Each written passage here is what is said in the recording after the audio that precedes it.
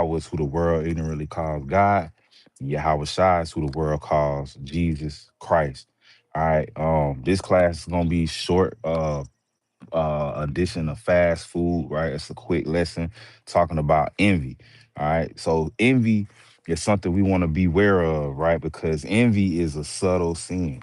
All right. It's a very, very, very subtle sin. All right. So let me get this in the book of Ecclesiastes, chapter 4 and verse number 4. It says, again, I consider all travail and every right work, that for this a man is envy of his neighbor. This is also vanity and vexation of spirit. So the Bible say that you could be envied for a right work that you did. You could be doing something good and literally like it make a person envious of you, right? We got an example of that in the book of Genesis, right? Matter of fact, let's go to the book of First John.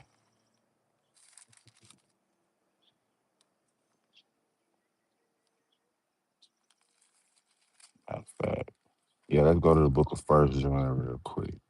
Because what you'll find is that envy is a byproduct of hatred. All right. Envy is a byproduct of hatred. Envy is something that comes from hatred, right? It's something that is subtle, like I said, man. You can justify it so easy, right? This person did this to you or whatever, right? So this the book of John, First John, chapter 3 and verse 14. It says, we know that we have passed from death unto life because we love the brethren. He that loveth not his brother abideth in death, right? So if you don't love your brother, you literally abiding in death. That's where you living at. That's the place you living in. Death is gonna be the result of that, right? So let's go back to Ecclesiastes. The Bible said that a person can become envious of you just for the good that you doing, right? This is Ecclesiastes 4 and 4 again. It say, again, I consider all travail and every right work of his, that a man, that for this a man is envied of his neighbor. So you could be envied of your neighbor for the good that you do. A brother might become envious because you in the spirit. You know what I'm saying? You look at Saul. Saul is a great example of that. Saul became envious of David because the Lord was using him, right? Because David loved him, right? Let's go to the book of Genesis now, right? Let's go to Genesis chapter 4. This is the first example of this, right? Matter of fact, before I get that, let me go to Wisdom of Solomon real quick, chapter 2. This one just popped in my head. Uh Yeah, Wisdom of Solomon, chapter 2 and verse 24. Matter of fact, I'm gonna start at 23. It say, for God created man to be immortal and made him to be an image of his own eternity. Nevertheless, through envy of the devil came death into the world. So death came into the world because of envy, right? It says, and they that do hold of his side do find it. If you hold on the side of the devil gonna present envy to you, hatred to you, right? Let's go to Genesis. So that's how he say death came into the world. So it started actually with Eve. Eve envying her husband, right? Wanting to be equal to her husband. But we got another example in Cain and Abel. This is Genesis 4 and verse. I'm gonna start at verse 1. It says, and Adam knew Eve his wife, and she conceived and bare Cain, and said, I have gotten a man from the Lord.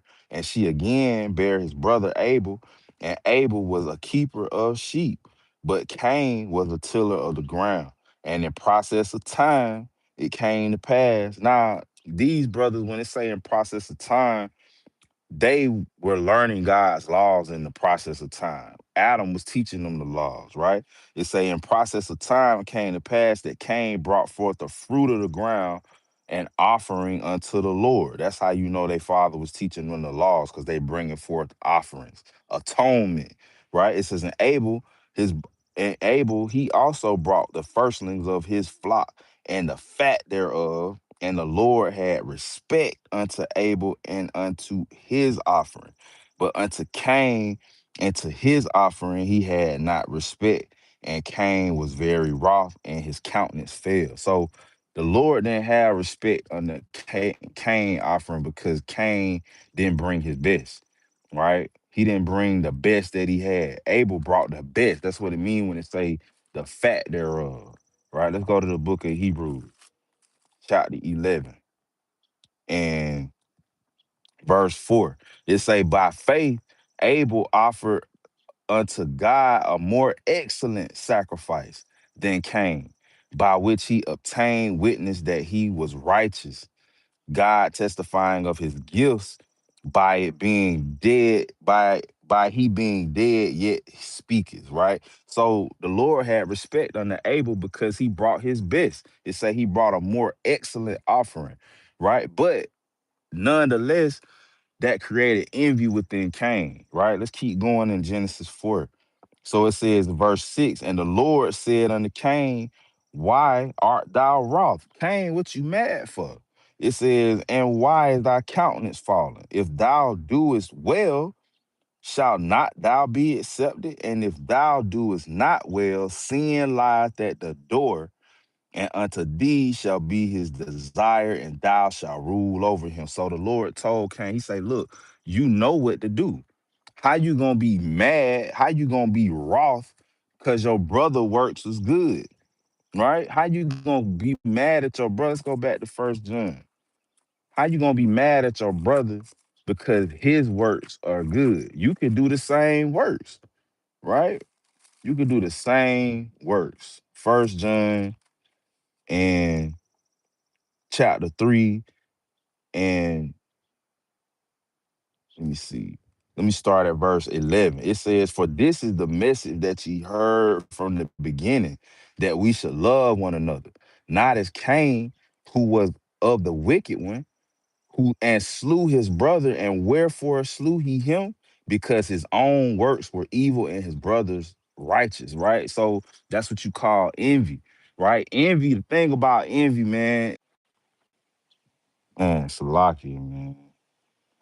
I guess I don't know what happened to I don't know what happened to the feed. All right. Let me see if I can keep going.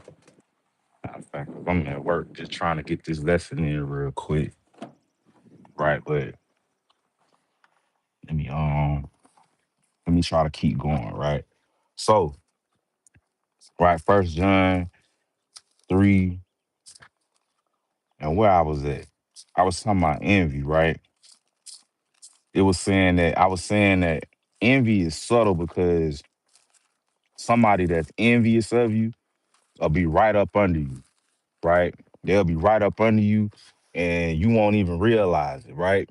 Hatred tends to come from far off, right? But envy is somebody that's around you, they up under you, right? So this first John again, first John 3 and verse 11, it says, for this is the message that you heard from the beginning. It says that we should love one another, not as Cain, who was of that wicked one, and slew his brother. And wherefore slew he him? Because his own works were evil and his brother's righteous. So he envied his brother because his brother was doing the right thing. That sounds crazy, man. Right? But let's keep going. Let's go back to Genesis. Right? Genesis 4 again. In verse 7, he says, if thou doest well, shalt thou not be accepted? And if thou doest not well, sin lieth at the door, and unto thee shall be his desire, and thou shalt rule over him. The Lord told Cain, look, if you don't stop sinning, if you don't get rid of that hatred, that envy that you got inside of you, and do the right thing like you know you supposed to do, I'm going to give you over to that sin, right? I'm going to give you over to that sin, and there'll be nothing that you can do about it, right? Let's go to the book of Sirach real quick. Uh,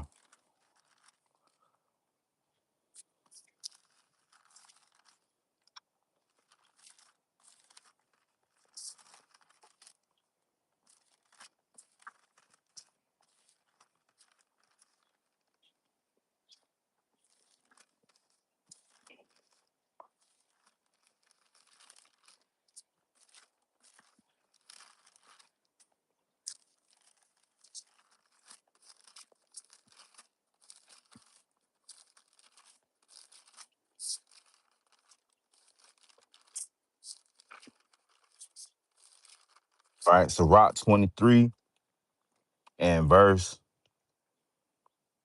4. It says, "O Lord, Father," I'm gonna start at verse 2. It says, "Who will set scourges over my thoughts and the discipline of wisdom over my heart?" Right? So we need a scourge is like a whip.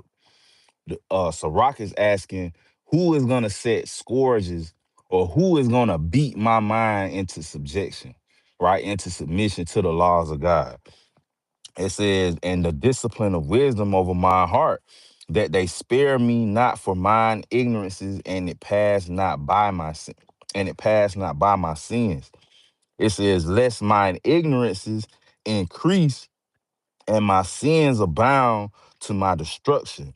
And I fall before mine adversaries, and mine enemies rejoice over me, whose hope is far from thy mercy."